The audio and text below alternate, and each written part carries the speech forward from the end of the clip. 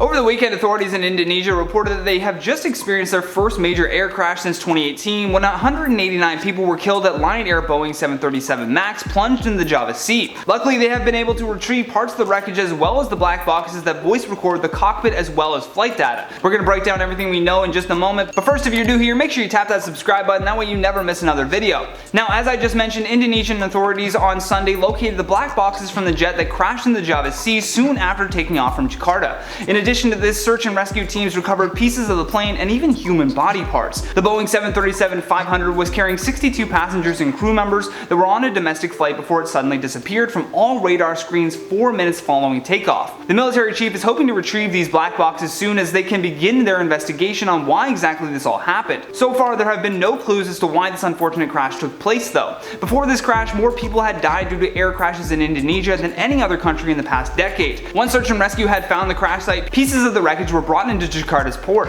Included in this haul was the plane's altimeter radar, emergency chute, and a piece that is suspected to have broken off of the plane's tail. Local authorities also cited that most of the wreckage came from a depth of 23 meters near a group of islands off the Jakarta coast. Even more disturbing was that the rescuers had retrieved body parts and clothing as well. Police released a statement asking for families to provide information such as dental records to further assist in identifying the bodies being found. According to the Associated Press, the plane had a total of 12 crew members and 50 passengers on board at the time, all from Indonesia. The president also expressed deep condolences over the disaster and pleaded with the public to pray for the missing people to be found. Many distraught relatives waited in an area about 740 kilometers from Jakarta to find out if their loved ones had been found. The main airport in Jakarta was also converted into a crisis center for the families of the victims. One man who had 5 relatives on the flight told reporters, "We feel powerless. We can only wait and hope to get any information soon." According to the tracking service called Flight Radar 24, they say the aircraft took off at 2:36 p.m. local time and climbed to just over 10,000 feet within 4 minutes. All of a sudden, it began a steep descent and then stopped transmitting any data approximately 21 seconds later. Now, as I mentioned, there is still no clues as to what caused this rapid descent. When it comes to most airplane-related accidents, there is a variety of factors that can be attributed to why things went wrong. Most safety experts are saying that it could take months to fully establish the cause. Apparently, a transport ministry spokesperson also said that the air traffic control attempted to contact the pilot when they noticed that the plane was heading northwest instead of its expected flight path. One thing officials want to rule out though is the lack of flying experience. They noted that the pilots had decades of experience between them and that the flight captain was even a former Air Force pilot according to his LinkedIn. What most likely is the biggest factor in this crash is the age of the airplane itself. That plane was nearly 27 years old, and because of that, most older planes do not have the stall prevention system in the event of a crisis.